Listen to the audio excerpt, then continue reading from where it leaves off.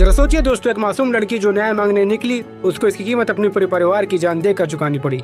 बात है 2017 की, जब एक 17 साल की लड़की नौकरी की उम्मीद से बीजेपी एमएलए कुलदीप सेंगर के घर गई। फिर उसके बाद आगे जो उसके साथ होता है, हैवानियत की सारी हदें पार की जाती है। उसके साथ बलात्कार किया जाता है। फिर उसको धमकी दी जाती है कि अगर तूने किसी को बताया तो तुझे हम इस दुनिया से मिटा देंगे। लड़की घर जब वापस जाती है और फिर उसके साथ जो हुआ अपने घर वालों को बताती है, तो उसके घर वाले हिम्मत करके पुलिस के पास FIR कराने जाते हैं। तो बदले में मिलता क्या है? अपमान और चुप रहने का आदेश। और FIR दर्ज की नहीं जाती। जब लड़की के परिवार वालों ने आवाज उठाई तो विधायक के भाई ने जाके उसके बाप को ही जाके उठा लिया और फिर उसके ऊपर झूठा केस लगाकर पुलिस से गिरफ्तार करा दिया गया और पुलिस कस्टडी में इतना उसको मारा जाता है कि उसकी वहीं डेथ हो जाती है। अब आप बताइए, क्या एक महज सहयोग था या फिर एक सीधा आदेश कि आवाज उठाओगे तो अंजाम यही होगा? और बात यहाँ पर खत्म नहीं होती है। 2019 में जब लड़की अपने मौसी और चाची और अपने वकील के साथ गाड़ी में जा रहे थे, तो रास्ते में एक ट्रक उनकी गाड़ी को आगे टक्कर मार देता है, जिससे लड़की की मौसी और चाची की वहीं डेथ हो जाती है। और ट्रक की नंबर प्लेट को काले रंग से बंद कर रखा था और बाद में उस ट्रक ड्राइवर का कनेक्शन उसी एमएलए के साथ निकलता है। ये सारी दरंदगी देखते हुए 2019 में ही इस केस को दिल्ली ट्रांसफर किया गया और वहीं अदालत ने कुलदीप सेंगर को उम्र कैद की सजा सुना देती है। इसके बाद पूरे देश में खुशी की लहर होती है कि चलो आज भी कहीं न कहीं इंसानियत जिंदा है इस देश में। आज भी दम है इस देश में कि एक विधायक को भी सजा मिल सकती है।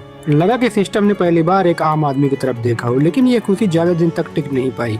इसी महीने 23 दिसंबर 2025 को दिल्ली हाई कोर्ट ने कुलदीप सेंगर की उम्र कैद की सजा को सस्पेंड कर देती है और सिर्फ यही नहीं, उसके ऊपर से कुछ शर्तों के साथ बेल की मंजूरी भी दे देती है। मतलब साफ है, जाओ खुले में घूमो, जो मर्जी है वो करो, जैसी मर्जी है वैसे करो, क्योंकि कानून तुम्हारे साथ में है। जिस इंसान पर बलात्कार, हत्या और साजिश जैसे केस लगे हों, उसके लिए कानून घुटने पर क्यों आ जाता है? क्या इंसाफ अब पहचान देख कर किया जाएगा? देश में एक आम आदमी की आवाज को सिर्फ शोर माना जाता है, सच नहीं। और अगर किसी ने हिम्मत करके बोलने की कोशिश की तो उसे चुप कराने का तरीका सिर्फ धमकी नहीं, उसे निपटा दिया जाता है और उसके परिवार को मिटा दिया जाता है। इस तरह की कोई दोबारा आवाज उठाने की हिम्मत ना करे।